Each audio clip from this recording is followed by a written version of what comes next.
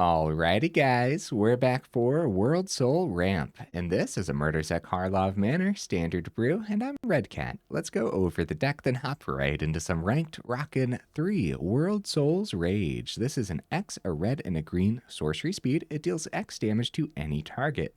And you also get to put up to X land cards from your hand and or graveyard onto the battlefield tapped.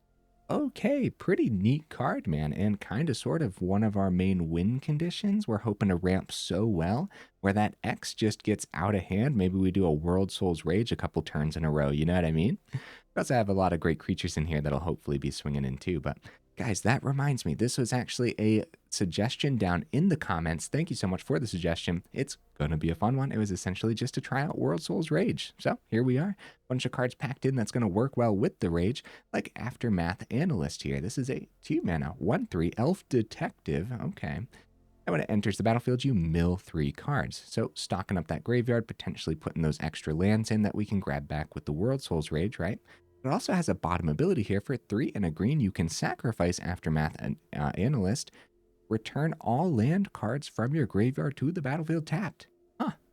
Yeah, not half bad, dude. I like this one. Might as well finish going over the front of the build here. We got 3 Seed of Hope. It's a 1-mana instant speed. You mill 2 cards. You may put a permanent card from among the milled cards into your hand and you gain 2 life. That little bit of life gain does go a long way. Same concept with Azusa's Many Journeys. The second chapter, you gain 3 life. Yeah, man, a lot of life gain packed in, actually. And then also, of course, first chapter helping us ramp. Hopefully, we'll hit that ramp off the Azusa's Many Journey every time we see the Many Journeys, because we do have 28 total land in here. Should it be 29? Maybe. I gotta be real with you guys. Sometimes you just want to see a couple land every turn, so we'll see. And we also have 3 Spelunking in here. This is a 3-mana enchantment. When it enters the battlefield, you draw a card. Then you may put a land card from your hand onto the battlefield. If you put a cave onto the battlefield this way, you gain 4 life. Yeah, a lot of little life gain packed in, huh? And we do have some caves in here, just in case, although it's not like a complete cave build. This is actually mainly in here for this bottom ability. Lands you control enter the battlefield untapped. Nice. Okay, so that could really come in handy in this one. This deck is also a Titania Voice of Gaea build. So 3 mana, 3/4 with reach. Okay. Whenever 1 or more land cards are put into your graveyard from anywhere, you gain 2 life. Okay, nice. I wonder how much life gain we can actually pull off on the Titania, but yeah. Every little bit of life gain really matters when mono red is every other deck sometimes, or every other match, you know? So, at the beginning of your upkeep, if there are 4 or more lands in your graveyard, and you both own and control Titania Voice of Gaea and a land named Argoth, Sanctum of Nature, you exile them, then meld them into Titania Gaea Incarnate. We're actually not going to go over the backside. Maybe we'll see it today. It's just, you know, we have a lot to go over here, you know? And we're not going to see it too often, but it will happen. We also have a Wrenn and Realmbreaker. This is a 3-mana, 4 loyalty, legendary planeswalker. Lands you control have tap, add 1 mana of any color. Nice. It's got this +1. Up to 1 target land you control becomes a 3/3 elemental creature with vigilance, hexproof, and haste until end of turn. It's still a land. Got that -2. Mill 3 cards. You may put a permanent card from among the milled cards into your hand. Nice. It's got this -7. Don't know how often we get to it, but you never know.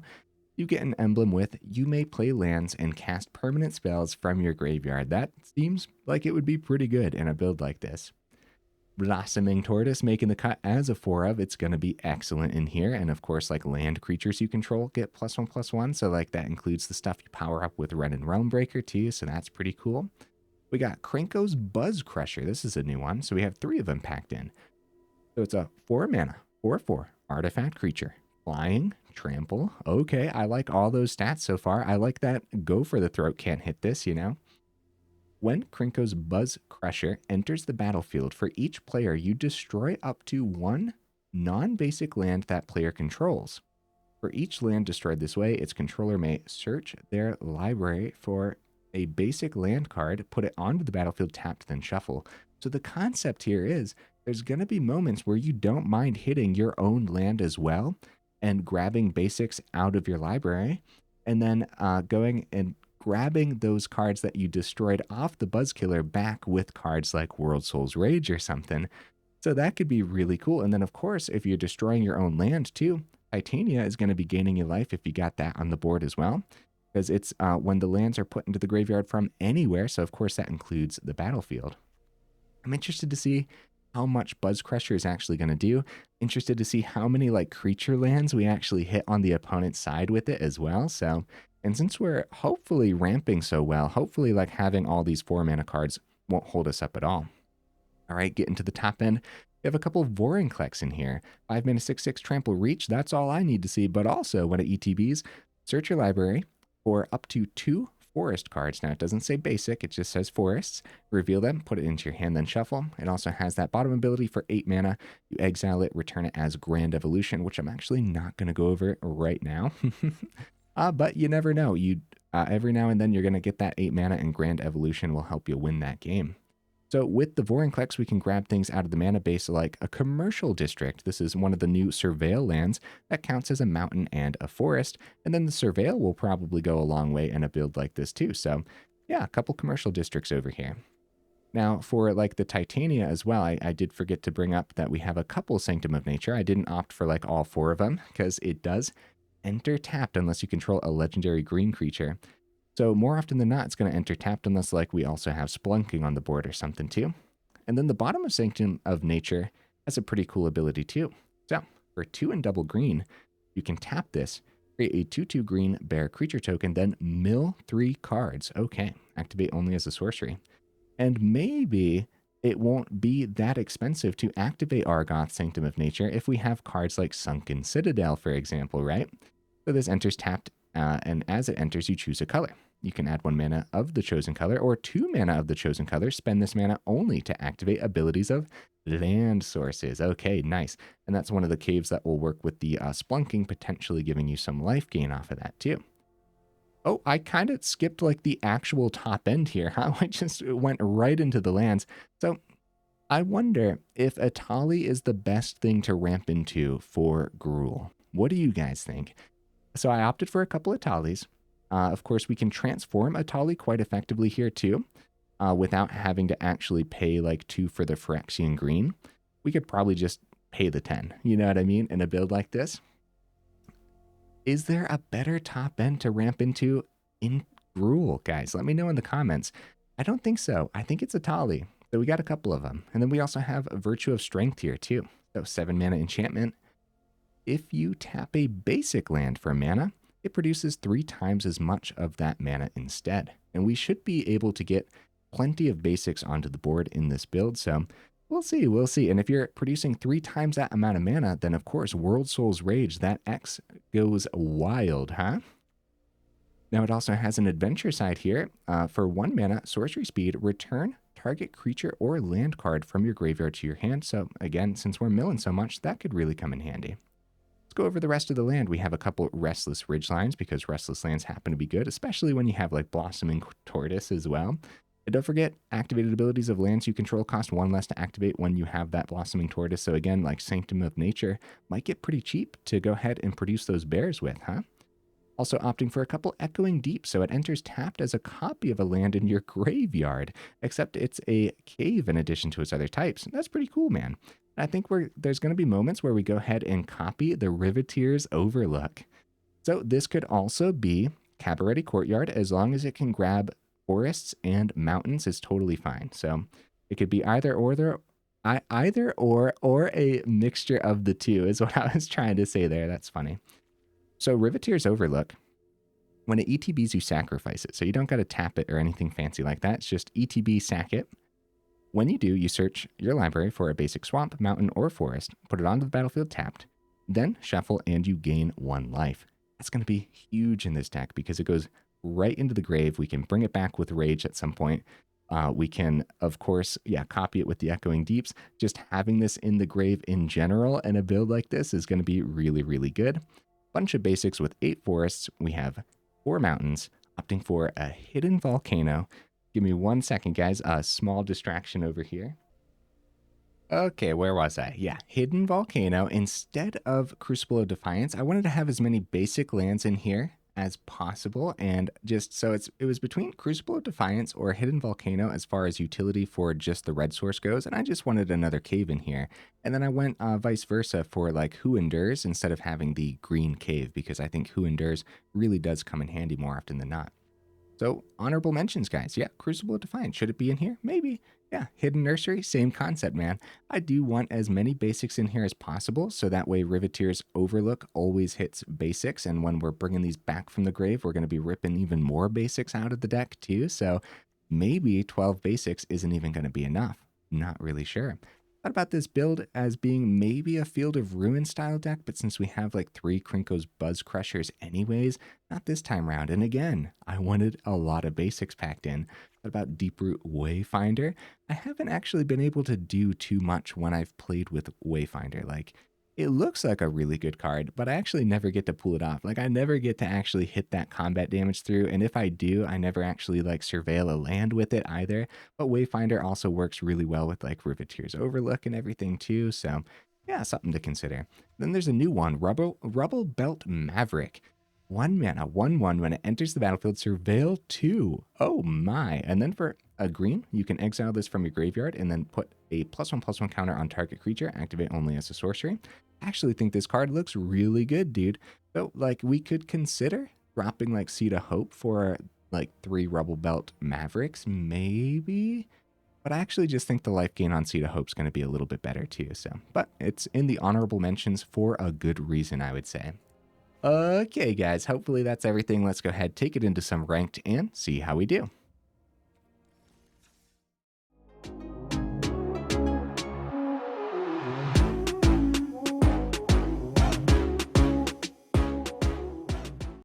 We got right into that first game, guys. Oh my goodness. Okay, we go first. I like seeing all this land. Okay, I'm gonna give this a shot, dude. It's like a particularly slow hand, but I don't mind it, especially since we're going first here.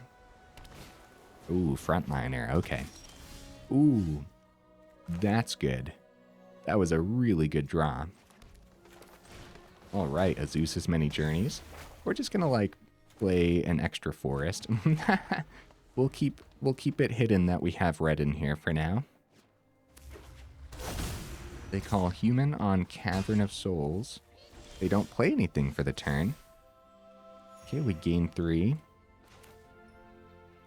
Okay, there's our 4th. I mean, I guess it's Titania. We don't have enough mana to activate Sanctum of Nature right now. We have nothing in the grave for Virtue. Yeah, literally nothing else to do. We're going to try getting this Titania down. Next turn, Azusa's Many Journeys flips. So that'll come in handy. Spot removal? Ooh, reinforcements. Okay. So land off the top would obviously be key for next turn. We want to get that Vorinclex down. And they did have spot removal for the Titania. A couple maps could help us find that land if we miss it. We do miss it, actually. So I suppose we could always go Virtue, bring back Titania, play Titania, right? I think we search for the land, though. We got 28 land in here, man, so... Okay, there we go. It is a tapped land, unfortunately. So I suppose we could try to find another land, play Azusa's Many Journeys, play 2 of them this turn, right? It is going to be another land. Wow, okay. I mean, that's just not bad, is it?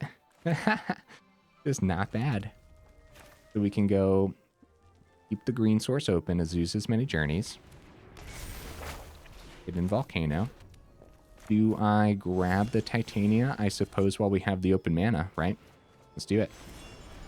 Now Virtue's ready to play if we see like an untapped source off the top, but it's likely going to be Vorinclex next turn. Wow, really? I'm pretty shocked by that, guys. I guess they figured we ramped too fast too well? Right? Maybe they missed their 3rd mana? I mean, we had 6 mana on the board already. Vorinclex coming down next turn is pretty wild, giving us the rest of the mana we need for like a while, right? Because Etali will come down then soon enough. Azusa's Many Journeys was going to gain us 3. If they were going to have any issues with Titania as well. Like maybe this was their only spot removal. I don't know. I would have loved to play that one out though. We ramped really well. So that's exactly what the deck was trying to do. And then at some point, like, yeah, when you're establishing that much land on the board, our main build round, of course, is that Worldsoul Rage. And so we have to think at any point in the game when we draw the Worldsoul Rage, is it going to be good? So in that match, at that moment, if we drew it at the end there, for example, we wouldn't have any lands in the grave, and we wouldn't have had any lands to play in the hand either, because Azusa's Many Journeys took care of that for us. So all that's something to consider. Oh no, guys, I forgot to change my card sleeves and everything. Oh no. Well, that's okay. we got some of the new card sleeves on, at least. Oh, okay, there we go. I thought maybe we lagged out for a second. That was a little weird. Okay, opponent goes first. We do have a couple of the Worldsoul's Rage this time. Math Analysis, Titania. Is this bad? No, I don't think so. Opponent goes first. A little concerning, but we better get used to it. You know what I mean? Battlefield Forge. All right. Market Gnome. Okay. Okay. So I suppose we'll go Riveteers Overlook. Grab a green source. Yeah, grab a forest. Get ready for the Aftermath Analysis next turn. Restless Bivouac. Nothing from the opponent. That's pretty good for us. I guess, again, I'll keep hidden the fact that I have red in the build for no, like, reason in particular. Just the fact that we can keep it hidden for now. Well, I guess, like, the Overlook kind of tells them, though. Let's be real. No 3. Okay. Wrenn and Realmbreaker hitting the grave makes me a little sad, but a couple land there now. So if we end up going, like, X's 2 on Worldsoul's Rage, we could totally bring back both of those. Or just, yeah, or just play some from our hand, too. Or both. It does say and or. Sword of Forge and Frontier. Protection from red and green? Are you kidding me, bro? Oh my goodness. All right, well, we'll see. We'll see what we're able to pull off here, I guess. Seed of Hope. Yeah, that's going to be a problem. Oh my goodness. One we don't see too often, too. All right, Titania, right? It's just like, and no real reason to swing into this. I guess we could have tried to cheese 1 damage through, right? Maybe they would have taken it. I think they would have blocked, though, because they wouldn't mind the Market Gnome dying anyways. Dude, this is going to be such a problem. Protection from red and green, dude. What could we do? Oh, our 1 utility land that can hit artifacts to get rid of the sword. That's like the only thing in this build. Here he's Warcrafting for Titania. Oh, no. Ooh, Blossoming Tortoise. Okay, I'm gonna start with, so we can't do that. This is a tapped land. I'm gonna start with Seed of Hope, actually, and see if I can get an untapped source into, oh, Etali, though. I mean, we're ramping pretty slow, though, aren't we? I'm gonna grab the Etali. Am I crazy for doing that? Yeah, I'm crazy for doing that. I'll just grab the forest. I changed my mind. Now we'll have the untapped for next turn. 1, 2. So we can go Tortoise and Seed on the same turn. So we call red on Sunken Citadel, I guess. It's always better to call green on the Citadel, but I want to make sure I have 2 red sources on the board, just in case. We have that open. We can't block the Market Gnome anyways. Now we cheese the 1 damage through. And we just have, like, the Seed of Hope open. That was a little bit of an awkward turn, I would say. Mainly because, like, Tortoise was a really good draw, but there was nothing we could do about it. Going down to 19. That's so bad. Oh, man. Oh, Voltage Surge. They probably... Oh, they don't have anything to really sacrifice. They're playing with the new mountain. Look at this artwork, guys. Look at how good that is. That's got to be like one of my favorite land artworks. Okay, they go Warcrafting, yep. We just probably want to do Seed of Hope at the end here. So much extra off the top from all of this. All right, Seed of Hope, let's see. And now if we see like an Etali, we'll grab the Etali. Okay, probably Restless Ridgeline then, right? Okay, guys, so start with Blossoming Tortoise. Let's do this. Start with the Blossoming Tortoise. And then it's probably Restless Ridgeline for the turn. Oh, instant removal for the Tortoise. It's going to be a Lightning Helix. Yep, yep. We've been seeing a lot of Lightning Helix in the last couple days. All right, so thin the deck or not thin the deck. Let's grab another. Let's get some life gain. Let's grab a... We have 2 forests in hand as well. Is it still just like another forest anyways? Probably. Then we'll go Restless Ridgeline. All right, we definitely a much slower start than the last game. Like, we ramped really fast in the last one. Not being able to pick up this Market Gnome with the Worldsoul's Rage is super concerning, man. So the protection is this permanent can't be blocked, targeted, dealt damage, enchanted, or equipped by anything green and anything red. So everything in the build. Oh, nice. Krenko's Buzzcrusher is really good. But also, do we just like ramp with the Worldsoul's Rage? Do we go like 1, 2, we do X's 5 and then just like, yeah, we probably just ramp. And they don't have blue, so we know this is not going to get countered or anything. And usually we would go X's 5, take out their creature that's helping them see so much off the top. But right now we just got to hit face. All right. Riveteers Overlook. Overlook, Hidden Volcano, Mountain, Forest. Dude, that's so sick. Holy cow. Holy cow. All right. So, I guess Forest and then Mountain. So much life gain out of all these overlooks. So how much land do I got down here? 6, 9, 10, 11, 12. So we have X's 10 on the next Worldsoul's Rage. But we probably want to take out that Bivouac, right? Okay, good. They're buffing the Bivouac too. So Buzzcrusher is going to be relatively okay. We could go Buzzcrusher, pop one of our own things so that way we can bring it back. That's a little bit of ramp. That'd be good though. Ventorious, okay.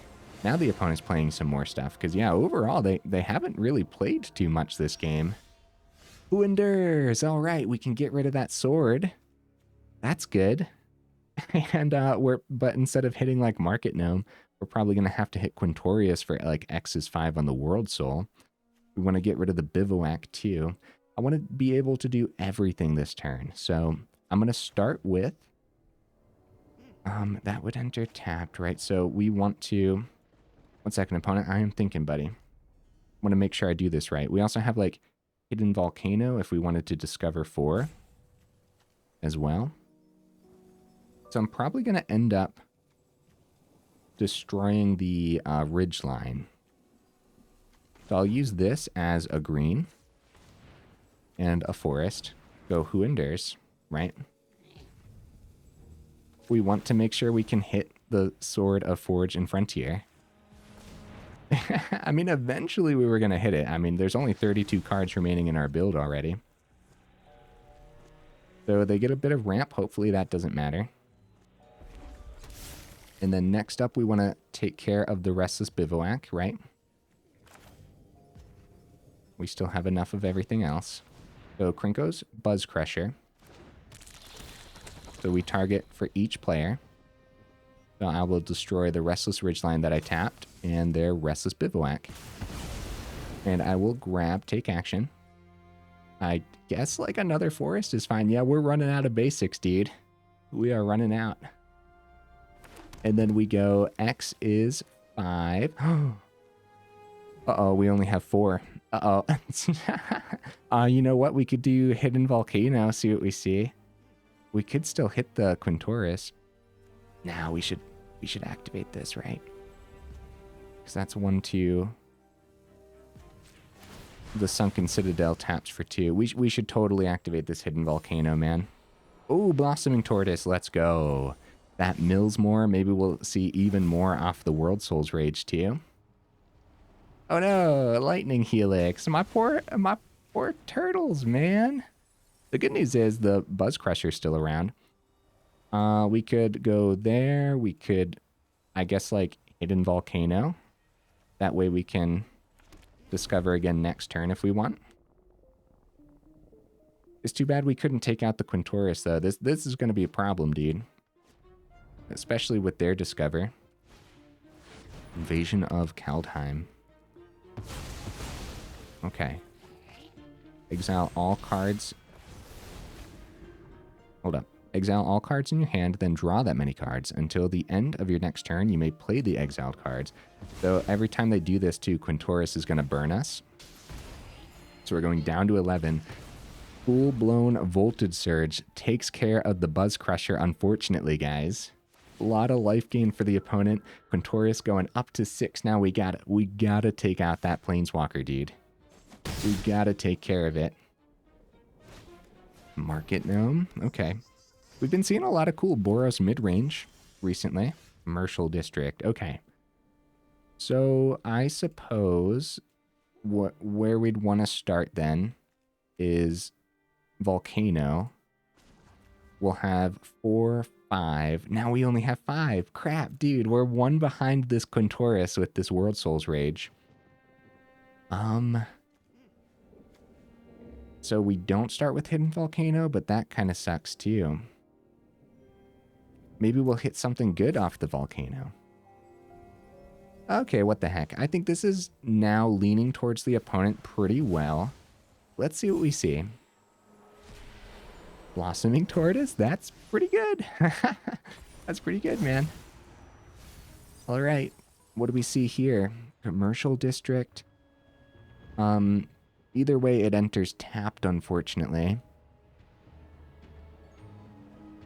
I suppose it's been pretty decent to go ahead and just grab the Hidden Volcanoes, right?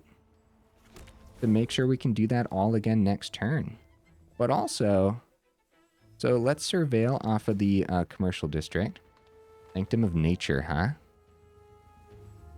Well, that probably could have been good at some point, but sending it to the grave is just as fine. So we do have X's 5 on the Worldsoul's Rage if we want to get Quintoris down a little bit here. Yeah, what the heck, man. Let's do it. Let's do it. It's like I said, I think this is starting to lean towards the opponent pretty good. We'll go Riveteers Overlook. We'll go Restless Ridgeline. I will go Sanctum of Nature. Commercial District for a Surveil as well. Man, my timer's running down, guys. Oh, no. Okay. I guess the Analyst can go to the grave. Actually, hold up. Analyst. Uh-oh, and we don't we don't have any more basics left. Hold up. Analyst, we should have kept on top because of that bottom ability. 4 mana is so cheap right now. 4 mana, sacrifice it. You don't even have to tap it, so it doesn't need haste. We could have grabbed all of our lands back anyways. That's going to flip regardless. We're just going to let them hit that and keep our Tortoise around. Yeah, dude, I shouldn't have surveilled that, but I guess I'm just looking for more of a top end right now, too. A lot of little things to think about in this particular ramp build, guys. A lot of little optimizations that I probably missed out on this game. For example, well, ooh, Virtue of Strength. Holy cow, dude. Well, that could be good. That could have won us the game, actually, with a little bit of setup. It's too bad I used the Worldsoul's Rage. Of course, we would have had to spend a lot of mana to get it onto the board, but... Okay, creature or land to our hand, probably Etali. Krenko's Buzzcrusher would be good too. Oh, we do have the 7 for Titania. We want to try to flip that too. Oh, tough decisions, man. I'm going to go Etali, unfortunately, though. And then we're just going to play the Etali, I think. Etali's really good. We could hit something huge from the opponent. Whereas Titania, we would actually need it to survive the turn. Like, we ourselves would have to survive the turn, which now that they have Pyre of the World Tree, so they can discard lands to do 2 damage to any target. So if I go Virtue, I go 1, 2, 3, 4, jeez, man, 5, 6, 7. Then we go Virtue. We have so much mana, dude.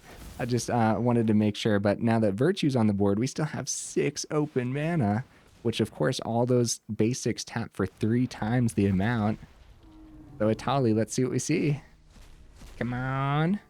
Invasion of Keldheim. Okay, well, I mean, it's something, I guess. And then Aftermath Analyst. And then with Aftermath Analyst, we could totally bring back all of our lands, man.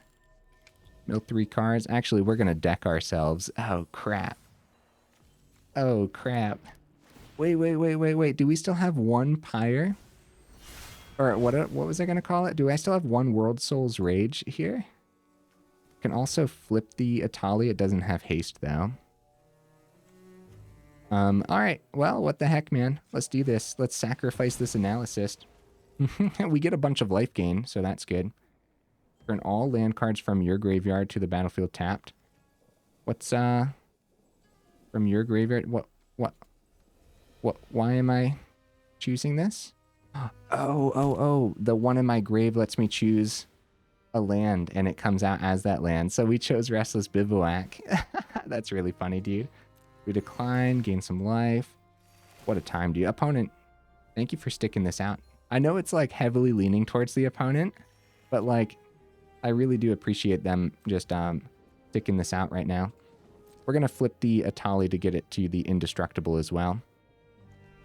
They probably trade here, right? Is that still a good trade for us? Maybe. No, it's not, because we don't want to mill. Get this to indestructible. Having Virtue on the board, just being able to do way too much all the time is so wild, man. So now that Etali's indestructible, what's like the best thing that the opponent can do? They need to just burn us, right? They need to just burn the rest of the 14. Keeping the blocker back here was really good. They pass it back. Dude, Worldsoul's Rage. What on earth? Dude, what just happened? What just happened, bro? What, X is 36 ought to do it, I suppose. X is 36 to their face. Oh no, opponent, I'm so sorry. Oh no. Would they have anything in here that would prevent that? Hopefully I did enough. I could have done even more, huh? They go ahead and do Pyre of the World Tree. Holy cow, dude. And like it took me so long to think through. I'm just gonna submit 0 because yeah, we don't want to hold up the opponent even more than I already held them up. Dude. Dude, opponent, GG. Holy cow. Really good game. I thought for sure that was leaning towards the opponent. Etali was really good. Indestructible was really good, of course. I'm trying to think, like, in Boros, there's definitely ways to exile the Etali, right? So it still could have been anyone's game easily, I'd say. Worldsoul's Rage, the last one. We saw all 3 of them this game, and it was on top of the final 13. Luckily, we didn't mill it. Good stuff. For that turn, too, since they passed back, I think we were going to swing with the Etali anyways, because I think we were going to be forcing some blocks there, because like that's a lot of poison as well. Oh, man. Oh, geez. Holy cow. I feel like, I mean, hopefully I thought through the game well enough, but that was pretty tough, man. There were some pretty tough lines. That was like one of those games where I kind of wish I would have practiced with the deck, you know what I mean? All right. Opponent goes first. I think this is all right. I like that we have a turn 2 here. Oh, no, we don't actually. I still think it's all right. Yeah. We'll give this a shot. We'll start with the Riveteers Overlook. And grab a forest. Yeah, we ran out of basics pretty fast. And that last one with how much we were like bringing back Overlook and everything, so... Iron Crag. Ooh, Esper with a little bit of ramp. Could be scary. Alright, probably Ridgeline. And then nothing for the turn. Hopefully we see more land here too. Now starting with the Overlook meant that we actually thinned the deck a little bit. So technically making it a little harder to find land off the top. But with 28 land, we should totally be fine. I go for the plus. Alright, untap source. So probably right into Titania. I have a bad feeling we're going to be running into a lot of spot removal, man. But maybe they don't prioritize Titania because they're going to go plus on Jace, maybe. Yeah, maybe... Okay, they're going to go plus on Jace, so not prioritizing spot removal. It might just be... Oh, okay, yeah, the little combo with cut down. Very nice opponent. Azusa's Many Journeys, not terrific right now. It will be. Make sure I get red on this, just to make sure I have the double red. And Analysis over Journeys. Even though Journeys would flip sooner if I play it now. I don't know, it just kind of doesn't feel like I get a gut feeling to not play this yet. But yeah, it would have been fine probably. So if Titania was still on the board, then the Analysis, he would have gained some life off of the Titania, so that would have been pretty cool. Aito Dancing Shadow. Oh, okay. They create a drone, Death Touch. When this creature leaves the battlefield, each opponent loses 2 life and you gain 2 life. Okay, well, all that's a problem, probably. Worldsoul's Rage, we could grab a couple land back from the grave. That wouldn't be terrible. But, like, Blossoming Tortoise kind of does the same thing. But the thing with Worldsoul's Rage is we could go X's 2 and take out this Kaito before they have that plus next turn. Jace is a problem at 8 already. With the Worldsoul Rage ramp, if we go X's 2, right? And we hit the Kaito, we're 1 away from the Etali then. We also had the 4 on the Analysis, though. So, like, that's something to consider. I don't actually want to thin the deck right now. I'm going to grab the other 2 things. At least I learned a lot. So we could have sacrificed the Analysis. Or, what am I calling this? Analyst. That's funny, dude. The Aftermath Analyst. So this might be Esper Planeswalkers, which should concern us, or Esper Super Friends, right? Oh, it's Esper Super Friends, buddy. Vraska's really good. Vraska's so good. Okay, luckily they give us the ramp anyways. So the -2 is really, really bad, because of course that just takes like Etali out of the equation, but we're still probably going to play Etali because we could see something huge off of the opponent's deck. Down to 19, passing it on back. Worldsoul's Rage, hey, I don't mind it. But first things first, like, dude, this Jace, oh crap, man. They could go -X is 9 and hit us for a lot, half of our deck. All right, Etali. And they have the -2 on the Vraska, but we still have a lot of stuff stacked. And we might hit a huge thing from the opponent. Oh, no. Oh, really bad hits. However, March of the Otherworldly Light does hit the token, luckily. Now, we do lose a little bit from it, but at least the token's off the board. I would call those pretty bad hits from the Etali, huh? And it's about to be turned into a treasure. Well, okay, that's good news, right? Because they didn't want to lose the Vraska, so they actually go plus. And the Proliferate on the Jace goes up to 10. They could totally mill us for 30 cards right now, if they wanted to. They do! Oh no! Oh no, guys, we're down to 12 cards in the build. First of all, that Aftermath Analyst, that bottom ability right now would be pretty cool, huh? Okay, so can we win this turn is the question, because I'm pretty sure we're gonna, like, die, dude. So land isn't bad. We go 7 to face here, and then we have 5. X is 5 on the Worldsoul's Rage. We can't flip this. That's not enough. We do have power up Restless Ridgeline. But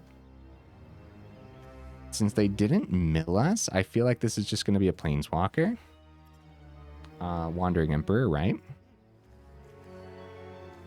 So if we go Ridgeline for the turn, and we go Ridgeline to Vraska and Etali to face, they might just exile Ridgeline. That's probably a little bit better, right? Than playing Worldsoul's Rage. As cool as the ramp would be, X is 5. It's gonna be Sheoldred's Edict. Oh, crap, dude. Well, we'll see if the Ridgeline can still take out this Vraska then. Right? Yeah, we should still try it. That's pretty good. The Sheoldred's Edict is pretty good for the opponent. Looks like Vraska's going to survive the turn. I'm afraid to mill myself. March of the Otherworldly Light. That's their second one, since we saw the first one. Okay, Vraska's around. Azusa, get that flipping sooner. I guess we start with Seed of Hope. I really don't want to mill myself, man, but, yeah.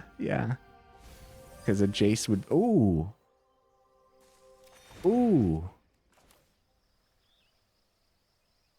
Do we need all that land from the grave? We have 9 cards remaining. Yeah, dude, I'm going to get this down, and we're going to try to just spam our board with all the land. Oh, crap, it's more mill. Oh, crap, that's right. Down to 6. It's weird thinking of the mill being a bad thing in here, you know what I mean? As they search for the last Jace. Jace getting up to 10 and milling us for 30 was just wild. We have to be very careful not to play anything else like that. Oh. Okay, they probably just exiled the Analyst. What was I calling this earlier that I thought was funny? Okay. That flips. Dude, everything's a problem as we are on a 5-turn clock to win this game.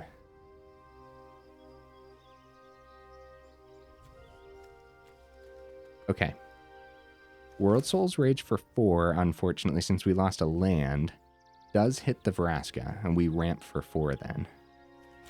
We didn't get to see the Spelunking yet today. We got to take care of the Vraska. I mean, we got to take care of everything, technically, but this is pretty good ramp. We will go ahead and grab Sanctum, right? Sanctum. I don't want to surveil. I wouldn't mind seeing what's on top, though. Hidden Volcano. Sunken Citadel. Maybe a second Sanctum of Nature? It's not legendary, so we wouldn't mind having more of them on here. We can call green on the Sunken Citadel, the second one. And we could still play this land. We have 5 cards remaining. And no more Worldsoul's Rage, though. Okay, I guess we don't play the land then. End turn. We get the... Oh, crap, they're going to keep blinking the mill effect. Oh, no, we milled our Etali. Oh, no, guys. GG opponent. This is not exactly how I was expecting a loss to happen, but it's totally going to happen. Spelunking. Okay, well... That draws a card too. Let's just see what's on top, huh? Because even the Blossoming Tortoise mills us. So funny enough, we kept our graveyard nice and stocked, and that's actually what ended up. That's actually what ended up losing us the game. Jace can be incredible in the right builds, huh? Jace can be really, really wild. Bring back the... I mean, what do we need? Like, life gain doesn't matter right now. The deck synergies are actually really wild, man. For real. The deck synergies are really, really good. We'll go, you know what? I kind of feel bad. I'm holding up the opponent, but I totally wanted to play that all out. Analysis mills us again. Hey, good game, opponent. So if Jace wasn't happening, do you guys think we would have been favored that game? Probably not, right? I don't think so. I think this would have been really hard. I think the Eternal Wanderer happened to work a little bit too well, right? Like with these ETB mill effects. I wonder how many Jaces they have too. I wonder if that's one of their main win conditions or if like this was a one of Jace just in case. Jace, the Perfected Mind, is actually pretty good in the right build. And when you pair it with like other super friends like Vraska, yeah, man. Good game, opponent. And not your generic Esper control. I can always appreciate that. You know what I mean?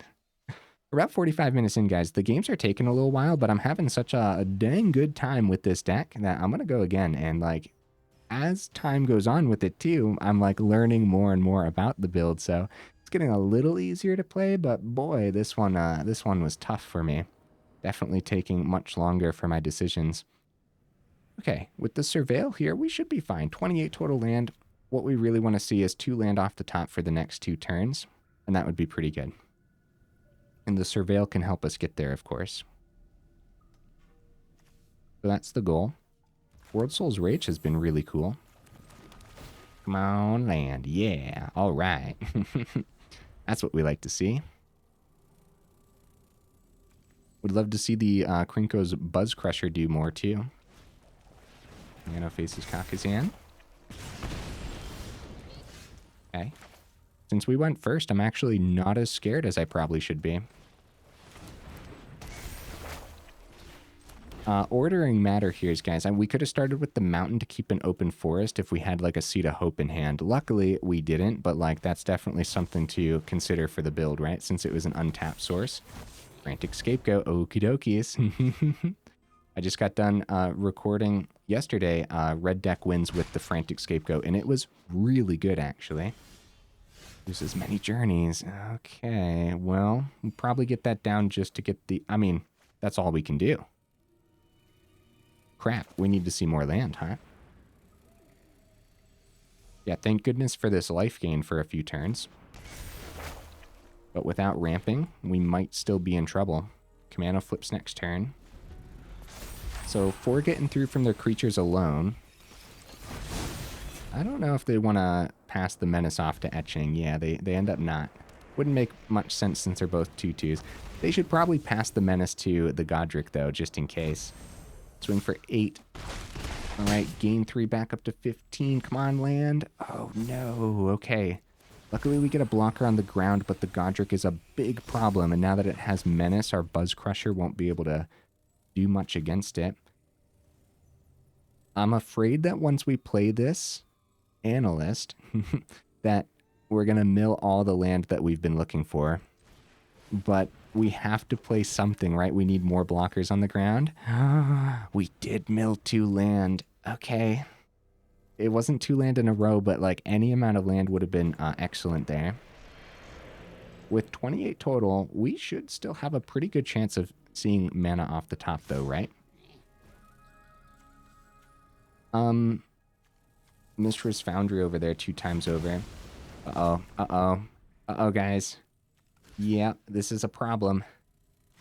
Taking 5 here. I was going to say, maybe we can actually double block that Godric, but, I mean, that doesn't stop Mono Red from having, like, monstrous rage tricks. Okay, land. All right. This is good. This is good. Double Mistress Foundry from the opponent. We should probably hit one of those, right? Probably hit our own thing too for when the Tortoise comes down. Or do we just ramp off a Tortoise right now? Or do we ramp off of Worldsoul's Rage? Take out their Etching? We're in trouble, aren't we?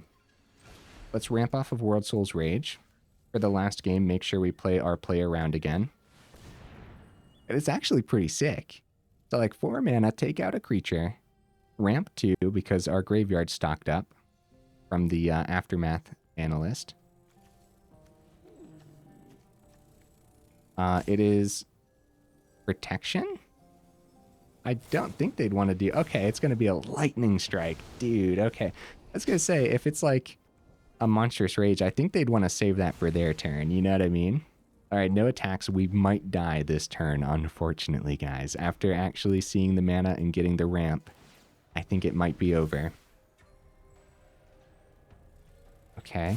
They're going to buff that Foundry then, right? We should block there because we don't want to take extra damage. But we lose this then. But that's probably fine. Yeah, we accept the chump, unfortunately.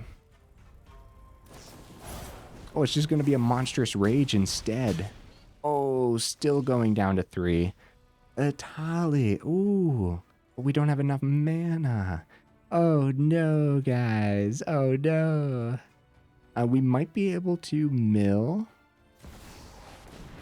We might be able to mill land that gains us some life here. It's just going to be a Restless Ridgeline. Hey, good game opponent. Godric gets through because of the Menace. Scapegoat pairing with that Godric beautifully here. So even if you don't get that Godric in the air, yeah, dude, this is exactly like the pairing that we had in the video the other day.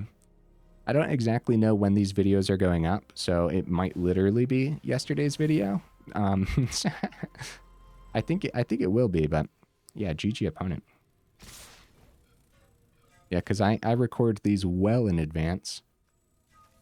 So the opponent just had a lot of the same ideas with that Frantic Scapegoat, which is just so good.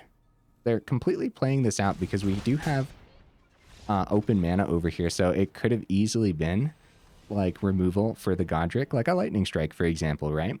So they wanted to make sure they completely played it out, and they still had the open mana if they wanted to go ahead and power up that Foundry, but yeah, GG. This is a pretty fun build, man. It's too bad we didn't get that extra mana early on, which is definitely something we got to talk about here in the final thoughts. Worldsoul ramp. All right, guys. Here's the deck list again. This was sick, actually, man. Do we want 29 land? Okay. Yeah, probably. You just want so much land all the time. What would I go up? Probably more basic lands, right? How you guys feel about that? Probably just like another forest or something. Maybe I could also see dropping like an Echoing Deeps. That was funny, that one game where I was like peering into the opponent's graveyard. I kind of overlooked that. It does say copy of any land card in a graveyard. So when you pop something with that Buzzcrusher and that land goes to the grave, you could totally copy it with the Echoing Deeps, which is really cool, but probably not 100% necessary either. So I could see dropping one of these and going up 2 forests to get to 29 land. And then we're going to be 1/60. So what do we want to drop? We didn't really get to see Spelunking today too much. That would have come in handy a few times, but maybe we could drop that down to 2. Titania, I guess, had a huge target on his back, so that was hard to keep on the board. Didn't really get to see Wrenn and Realmbreaker today too. So like the key cards here, like Seed of Hope was fine. Aftermath Analyst, jeez, bro. This was fine. The bottom ability, return all land cards from your graveyard to the battlefield tapped. Man, yeah, and the right build, that just seems like so good. I'm interested to see if we end up playing a deck like this similar, which we probably will at some point, and we end up running the Aftermath Analyst again. I'm interested to see like how often that just completely swarms the board. Yeah, I don't know. This little guy, this little elf detective, I think he's actually pretty good. I wonder where he's going to end up. Like the Mill 3 too, like that really comes in handy in a lot of different builds. So yeah, neat stuff, man. Azusa's Many Journeys was great. We did miss the ramp on the Many Journeys in that last game, right? Twice, 2 times over, we missed the ramp. But that extra life gain really came in handy to try to just give us an extra turn, which it totally did. Yeah, because we were missing that a little bit of that ramp, we got Buzzcrusher down too late there. Wait. Yeah, we got everything down to it. Did we play Buzzcrusher in that last game? No, we didn't. We held it in hand, didn't we? No, did we? Guys, send help. Too much Magic the Gathering in the last couple days. Oh my goodness, what is happening? Either way, I think Buzzcrusher is pretty sick. I think it totally works in here. And it's just like another reason to make sure you have enough basics as well. I could see dropping this actually to 2 as well. I could see dropping the Buzzcrusher down to 2, dropping the Echoing Deeps down to 1, and going up 2 forests. That way you have more basics, you have more lands in general. At 29 land, that's almost half the deck. Hopefully you never miss that extra ramp on the many journeys.